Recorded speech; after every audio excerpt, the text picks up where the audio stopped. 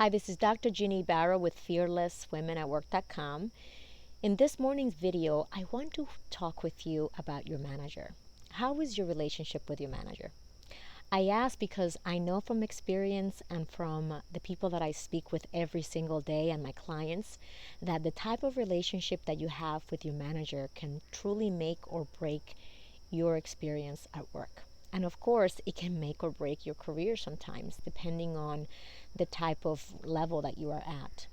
So, even though you may think that avoiding any confrontation or any conversation about what's not working and working on what can be done to fix this relationship, it's worth your investment, because your manager is that person who can promote you, that person who can champion you, or that person who can make your life a living hell. And I think some of you know exactly what I'm talking about. So how do you mend a relationship with your manager? There's so many different strategies that I use to do that, but I'll give you and I'll share one with you that seems to be the most popular one. And that is, everyone has 6 human needs. Everybody wants certainty. They want to know what's going to happen. They want to know that they have food on the table. And when you are driven by certainty to the point where you will do anything that you have to do to keep that, that means that you're going to step on people's back to get that promotion, that you're going to throw whomever you have to throw under the bus to get the credit or to look better in front of your own manager.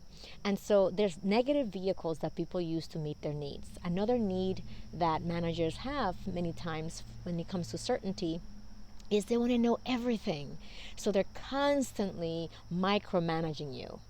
Well, I want you to know that the 4 agreements also come very handy here.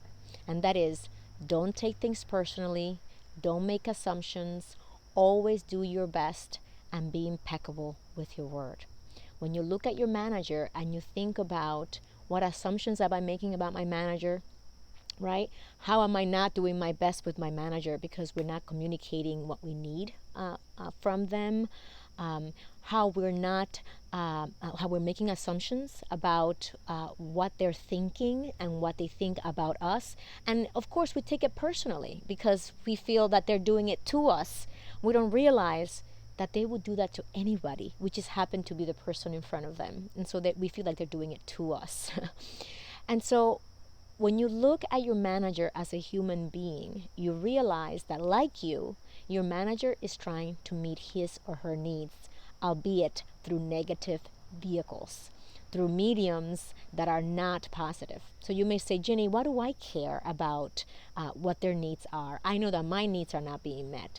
Well, when you look at it from the perspective of that manager meeting his or her needs, you realize that the role that you get to play in that is to show up differently, right? To acknowledge that they want significance, or that they want certainty, or that that control that they seem to want is their need for certainty.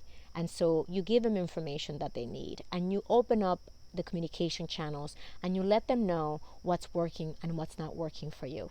Sounds a little scary, doesn't it? But imagine that, telling somebody what we need. That's on us as well. I'm not excusing the poor managers, because there are very lousy managers, but before we make conclusions and jump to conclusions, let's take care of the things that pertain to us, which empowers us.